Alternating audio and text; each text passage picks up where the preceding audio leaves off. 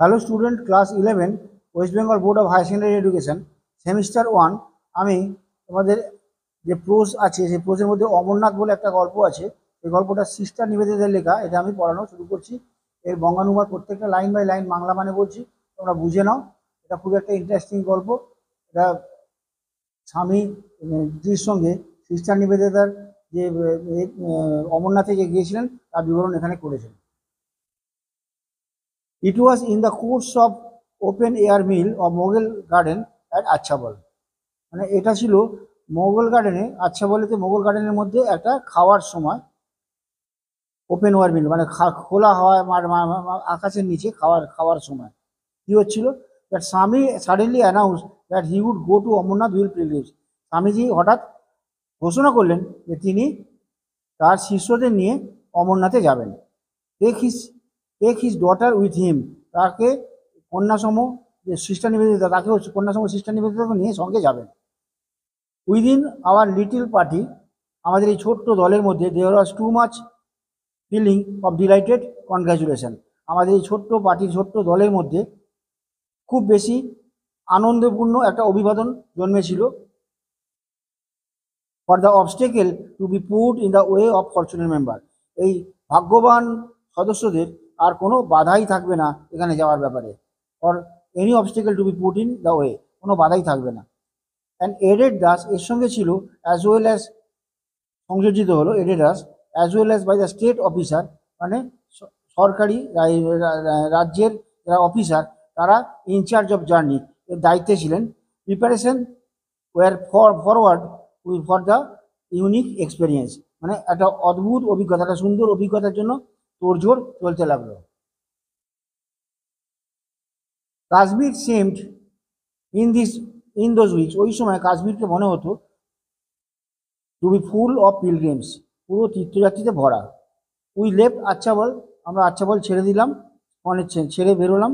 And return to our boats at Islamabad, ইসলামাবাদের নৌকোর জন্য আমরা ওখানে ফিরে এলাম। অ্যান্ড ফর ফাইনাল অ্যারেঞ্জমেন্টস, আবার চূড়ান্ত গোছানোর জন্য।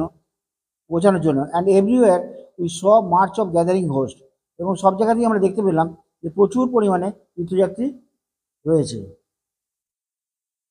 ইট ওয়াজ অল ভেরি কোয়াইট, এটা ছিল খুবই শান্ত অ্যান্ড অর্ডারলি, এবং সুনির্দিষ্ট নিয়ম মেনেই চলছিল। অ্যান্ড পিকচার কুইক, মানে এটা একটা ছবির মতো হয়েছিল। 2 or 3,000 people would encamp in a field, ওই মাঠের মধ্যে 2 থেকে 3,000 লোক ক্যাম্প বানিয়েছিল। And leave it before dawn, এবং ভোরের আগেই তারা ছেড়ে দিয়ে চলে যেত। With no trace of their occupation, তারা যেখানে ছিল তার কোনোই চিহ্ন থাকতো না। Save their ashes of cooking fire, শুধুমাত্র তারা যে রান্না করেছিল তার ছাইটুকুই পড়ে থাকতো। দে ক্যারেড এ বাজার উইথ দেম, তারা তাদের সঙ্গে একটা বাজার নিয়ে আসতো। And at each halting place, এবং সমস্ত জায়গায় তারা যেখানে হল্ট করতো, যেখানে থাকতো, দ্য পিচিং অফ টেন্টস, এই তাঁবু খোঁড়ার যে তাঁবুর যে গর্ত করা হতো সেইগুলো দাগ থাকতো। অ্যান্ড ওপেনিং অফ শপস, দোকান খুলতো। টুক প্লেস, তারা জায়গা নিত উইথ ইনক্রেডিবল র্যাপিডিটি, খুব তাড়াতাড়ি এগুলো করতো। অর্গানাইজেশন অ্যাপিয়ার টু বি ইনস্টিংক্টিভ, মনে হতো এই সংঘবদ্ধটা তাদের অভ্যাসে, সংঘবদ্ধ হয়ে কাজ করা অভ্যাসে দাঁড়িয়ে গেছে। A broad street would ran through the middle of one part of the camp, এই ক্যাম্পের মাঝখান দিয়ে একটা চওড়া রাস্তা চলে গিয়েছিল। And here one could buy dried fruits, একজন কি কিনতে পারতো, শুকনো ফল, এই খেজুর টেজুর বাদাম টাদাম এই জাতীয়। মিল্ক, ডালস অ্যান্ড রাইস, দুধ, ডাল এবং চাল। The tent of tahsildar with that swami on one side, তহসিলদার যেখানে ট্যাক্স তারা নেয় তাদের কথা বলা হচ্ছে। তার তাঁবুটা with that of the swami at the wand on one side, স্বামীজিরটা তার এক পাশে, তহসিলদারের এক পাশে ছিল। And my own on the other was generally placed near some advantageous spot for lightning of the evening fire, মানে স্বামীজিরটা এক পাশে ছিল আর আমার তাঁবুটা আর এক পাশে ছিল। আর এমন একটা সুবিধাজনক জায়গা ছিল, সাম অ্যাডভান্টেজিয়াস স্পট মানে এমন একটা সুবিধাজনক ছিল for lightning of the evening fire, সন্ধ্যেবেলা যে আগুন জ্বলিয়ে যে লাইটনিং হবে, যে আলোটা পাওয়া যাবে, সেটা আমরা পেতাম। ঠিক তার মাঝামাঝি লাইটনিং হতো। তহসিলদারের ক্যাম্পটা ওখানেই ছিল। And thus his neighbourhood tended to form social centre. এইভাবেই প্রতিবেশীরা একটা সামাজিক কেন্দ্র, সামাজিকভাবে কেন্দ্রীভূত হয়েছিল। There are hundreds of monks, there are hundred of monks, সেখানে ছিল 100-র উপরে সন্ন্যাসী, অল অফ অল অর্ডার, সব রকমের, অ্যান্ড উইথ দ্য গেরুয়া টেন্টস, গেরুয়া তাদের তাঁবু ছিল গেরুয়া রঙের, some no longer than a good size umbrella, তাদের কোনো কোনোটা ছিল আবার বড় বড় বড় ছাতার মতো। অ্যান্ড অ্যামংস দিস, এর মাঝখানে Swami's influence appear to be magnetic, স্বামীজির প্রভাব তাদের মধ্যে চুম্বকের মতো আকর্ষিত হয়েছিল, মানে স্বামীজির প্রভাব প্রবলভাবে তাদের আকর্ষণ করেছিল। The more learn of them swarmed about him, বেশিরভাগ শিক্ষিত লোকেরাই স্বামীজির চারপাশে ঘুরে ধরতো। অ্যাট এভরি হল্টিং প্লেস, সমস্ত আমরা যেখানে হল্টিং করতাম, আমরা দাঁড়াতাম, সমস্ত থাকার জায়গাতেই বেশিরভাগ শিক্ষিত লোকেরা স্বামীজিকে ঘিরে দাঁড়াতেন। ফিলিং ইজ টেন্ট, তার তাঁবু ভরে যেত, and remaining absorb in the conversation, এবং বাকি লোকেরা কথাবার্তা বলতে থাকতো through out the hours of the day light, সারাদিনের মধ্যে, সারাদিন যে আলো থাকতো সেই সারাদিনের আলোয় তারা সারাদিনই কথাবার্তা বলতে থাকতো। The talk on the other on their side, তাদের কথাবার্তা, হি টোল্ড আস আফটারওয়ার্ড, স্বামীজি পরবর্তীকালে আমাকে বলেছিলেন, has been all of Shiva, সমস্তই তারা শিবা সম্বন্ধে, লর্ড শিবা সম্বন্ধে আলোচনা করতো। They had demonstrated with him since seriously when had insisted occasionally on drawing their attention to the world about them. তাহলে তারা বাদানুবাদে, তারা তর্ক বিতর্কে জড়িয়ে পড়তো খুব গভীরভাবে। কখন? when he was interested, যখন স্বামীজি তাদেরকে বলতেন অকেশনালি, কখনো কখনো, in drawing their attention to the world about them, তাদের চারপাশে বাস্তব জগতে কিছুটা মনোযোগ দেওয়ার জন্য।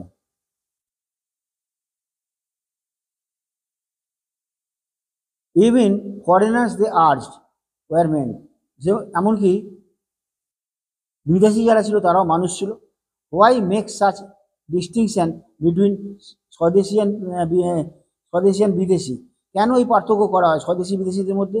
নর could many of them understood the warmth of love and sympathy for Mohammedanism, কেউ তাদের মধ্যে খুব কমজনই বুঝতে পারতো এই ওয়ার্মথ অফ লাভ, ভালোবাসার উষ্ণ ভালোবাসা, আর সিম্প্যাথি ফর মোহামেডানিজম, মানে মুসলমানদের প্রতি সহানুভূতিটা খুব কম লোকেরই হয়েছিল। দ্য সেম আদার ওয়ার্ল্ড, আধ্যাত্মিক জগৎ, লিনলেস, দ্যাট মেড স্বদেশ অ্যান্ড বিদেশ ইনডিস্টিংগুইশেবল, মানে স্বদেশ আর বিদেশটাকে আলাদা করে দিয়েছিল, পার্থক্যহীন করেছিল, আলাদা করেনি আর কি, পার্থক্যহীন করেছিল। সেম আদার ওয়ার্ল্ড, আধ্যাত্মিক জগৎ। Also prevented the simple souls from the formally conceiving unity, এবং তাদের এই সাধারণ আত্মায়, মানে সাধারণ মানুষের মধ্যে তাদেরকে বাধা দিচ্ছিল ফর্মালি কনসিভিং এ সিম্পল ইউনিটি, তাদের একতা করার জন্য, একতা গ্রহণ করার জন্য এটা তাদের বাধাপ্রাপ্ত হচ্ছিল। কেন? In which Hindu Muslims were but rival elements, কেউ না হিন্দু আর মুসলমানরা ছিল, কিন্তু তারা ছিল পরস্পর বিরোধী দুটো প্রজাতি, পরস্পর দুটো জাতি, মানে হিন্দু রাইভাল, আর হিন্দু আর মুসলমানরা তারা অন্য অন্য বিভিন্ন এলিমেন্ট বলতে এখানে এলিমেন্ট নয়, এখানে হচ্ছে তাদের জাতিসত্তা, এই জাতিসত্তা আলাদা আলাদা ছিল। The soil of Punjab, they argued, were drenched out with the blood of those who had died for faith, পাঞ্জাবের মাটি তারা আর্গিউ করেছিল, তর্ক করেছিল, ওয়ার ড্রেঞ্চড উইথ ব্লাড, রক্তে ভেসে গিয়েছিল, who had died for faith, মৃত্যুর জন্য তারা, বিশ্বাসের জন্য তারা মরেছিল। Here at least let him practise a narrow orthodoxy, ঠিক আছে, স্বামীজি ভাবলেন এটা, ঠিক আছে, let him practise a narrow orthodoxy, এরকম একটা ধর্মীয় গোড়ামির জন্য তাকে অভ্যস্ত হতে হবে। In answer to this he became one who was in fact anachronism of future, মানে ভবিষ্যতের সঙ্গে অসঙ্গতি না রাখা যাতে না থাকে, সেই জন্য তিনি নিজেকে এর সঙ্গে মানিয়ে নিয়েছিলেন। অ্যান্ড স্বামী মেড দোজ প্র্যাকটিক্যাল কনসেশন, এই বাস্তব কথাবার্তা, তিনি কনসেশন অফ দ্য মোমেন্ট, ওই মুহূর্তের, that were expressive for is love and brethren, তার ভালোবাসার জন্য এবং ভাই বলে সম্বোধন করার জন্য তিনি বাস্তব জগতের মধ্যে তিনি সবাইকে আনার চেষ্টা করেছিলেন। And drove his principles home, এবং তিনি টেনে এনেছিলেন তার শিষ্যদের হোম টু দেয়ার মাইন্ডস, তাদের মনের মধ্যে তার নীতিটাকে টেনে এনেছিলেন, and with greater force and vehemence, প্রচণ্ড আগ্রহের সঙ্গে এবং অনেক বেশি করে। But as he told the tale of his warm discussion, তার এই উষ্ণ আলোচনার মধ্যে যখন তিনি এই গল্পটা বলতে শুরু করলেন, the foreign mind could not help, বিদেশি মনোভাবটা মেনে নিয়েছিল, উইথ সাম অ্যামিউজমেন্ট, খুব হাসি মজার সঙ্গে, noting the paradox that the তহসিলদার himself, মানে এই প্যারাডক্সে তহসিলদার নিজেও প্রচলিত মতের বিরুদ্ধে তিনি নিজেও এসেছিলেন। অ্যান্ড মেনি অফিসার্স, অনেক সার্ভেন্ট, অনেক চাকর বাকর অফ দ্য পিলগ্রিমেজ, ওই পিলগ্রিমেজ, এই তীর্থযাত্রীদের মধ্যে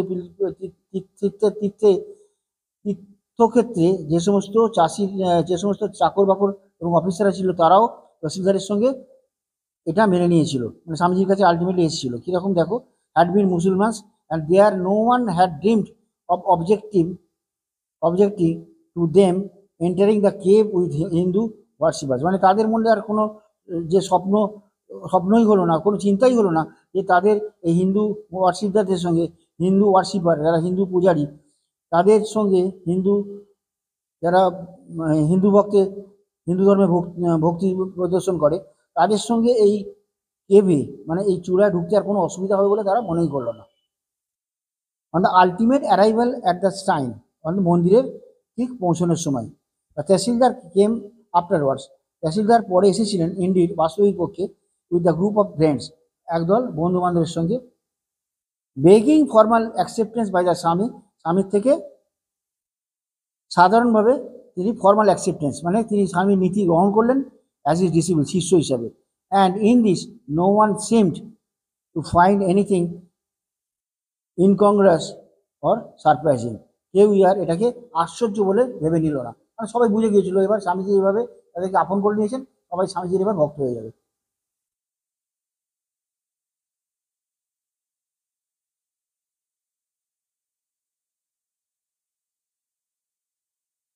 তাহলে কি হলো, the তহসিলদার came afterwards indeed with a group of friends, তার বন্ধু বান্ধব নিয়ে, মেকিং ফর্মাল অ্যাকসেপ্টেন্স, স্বামীজির শিষ্যত্ব গ্রহণ করলেন। And in this no one seemed to find anything incongruous and surprising, কেউ আশ্চর্য হলো না। Leaving Islamabad we caught up somewhere with the pilgrimage, আমরা কোনো জায়গায়, কোনো একটা তীর্থক্ষেত্রে আমরা কট আপ সামওয়্যার, আমরা এক জায়গায় রইলাম।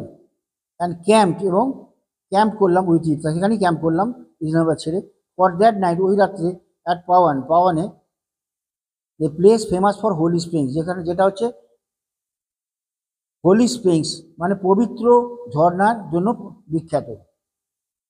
I can remember yet the brilliance of that lights reflected, যে সুন্দর আলো প্রতিফলন, আলো প্রতিফলিত হচ্ছিল, in the clear black water of the tank evening, ওই সন্ধেবেলায় যে ট্যাঙ্কের ওই ট্যাঙ্ক মানে একটা দিঘির মধ্যে দেখা গেছে যে কালো জলের যে রিফ্লেকশন, প্রতিফলন, সেটা আমার এখনো মনে আছে, কত চমৎকারভাবে দেখা যাচ্ছিল, সেটা আমার মনে পড়ে। And throngs of pilgrims proceeding in the little groups from shrine to shrine, আর এটাও মনে পড়ে যে ছোট ছোট দলে বিভক্ত হয়ে যা তীর্থযাত্রীরা কীভাবে এক মন্দির থেকে আরেকটা মন্দিরে ঘুরে বেড়াচ্ছে। তো স্টুডেন্ট, তোমরা 11 ক্লাসের স্টুডেন্টের কথা বলছি, তোমরা এই অমরনাথটা ফার্স্ট পার্টটা আমি পড়লাম, সেকেন্ড পার্টটা আমি এর পরে পড়বো। তো প্রত্যেকটা ওয়ার্ডের নিশ্চয়ই তোমরা বঙ্গানুবাদ পেয়েছো, বুঝেছো। যদি কোনো অসুবিধা হয় তোমরা আমাকে কমেন্ট করো, আমি অবশ্যই আবার পরে বুঝিয়ে দেবো। Thank you very much for watching.